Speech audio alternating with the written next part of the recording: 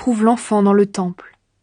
Il est assis au milieu des maîtres juifs, il les écoute et leur pose des questions. Tous ceux qui entendent l'enfant sont surpris par ses réponses pleines de sagesse. Quand ses parents le voient, ils sont vraiment très étonnés, et sa mère lui dit « Mon enfant, pourquoi est-ce que tu nous as fait cela ? Regarde, ton père et moi, nous étions très inquiets en te cherchant. » Il leur répond « Vous m'avez cherché, pourquoi ? Vous ne savez donc pas que je dois être dans la maison de mon père ?» Mais ses parents ne comprennent pas cette parole. Ensuite, Jésus retourne avec eux à Nazareth. Il obéit à ses parents. Sa mère garde toutes ces choses dans son cœur. Jésus grandit, sa sagesse se développe, et il se rend agréable à Dieu et aux hommes.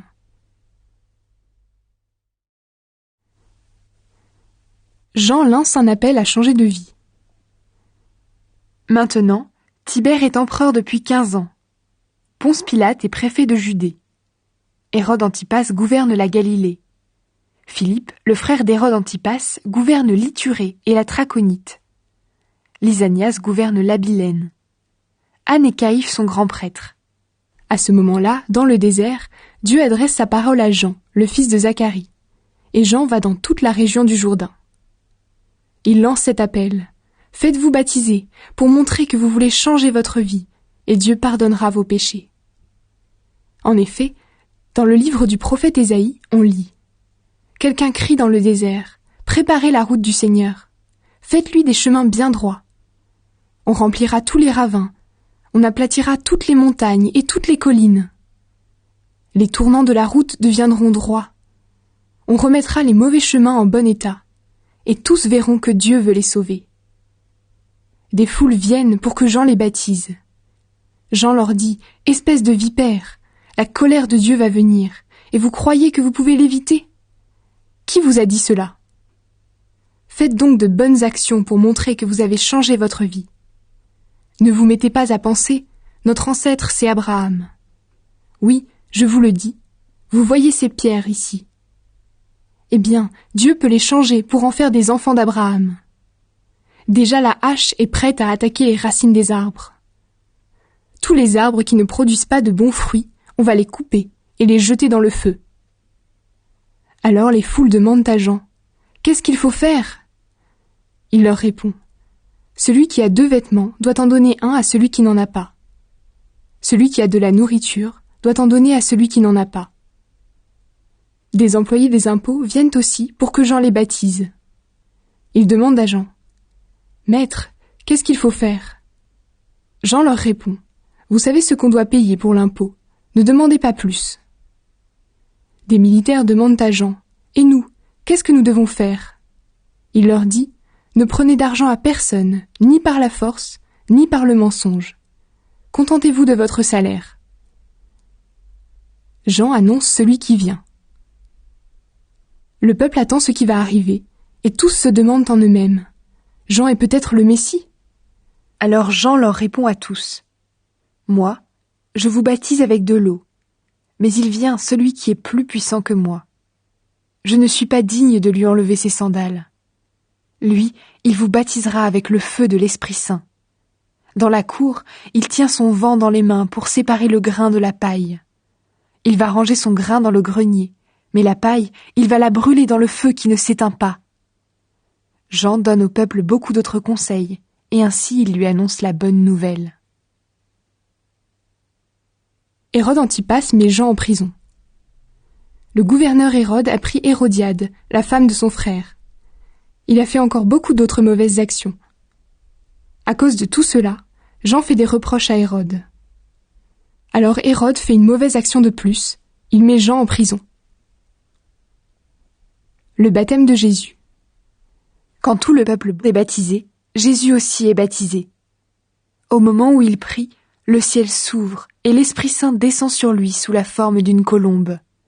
Une voix vient du ciel et dit « Tu es mon fils très aimé, c'est toi que j'ai choisi avec joie. » Les ancêtres de Jésus. Jésus a environ 30 ans quand il commence à annoncer la bonne nouvelle. On pense qu'il est fils de Joseph. Joseph est fils d'Élie. Élie est fils de Mathat. Mathat est fils de Lévi.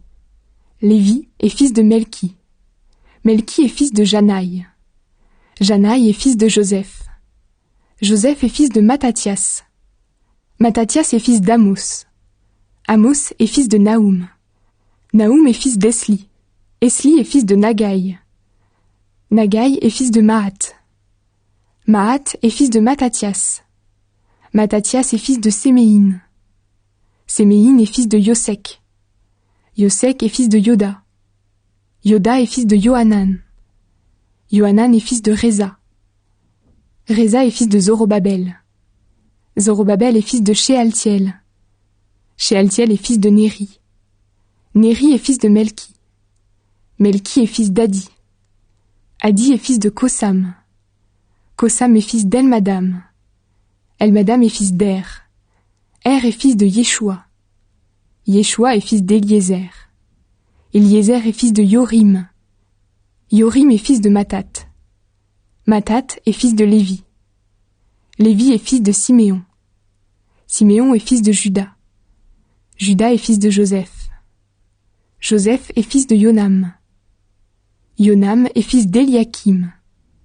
Eliakim est fils de Méléa. Méléa est fils de Ména.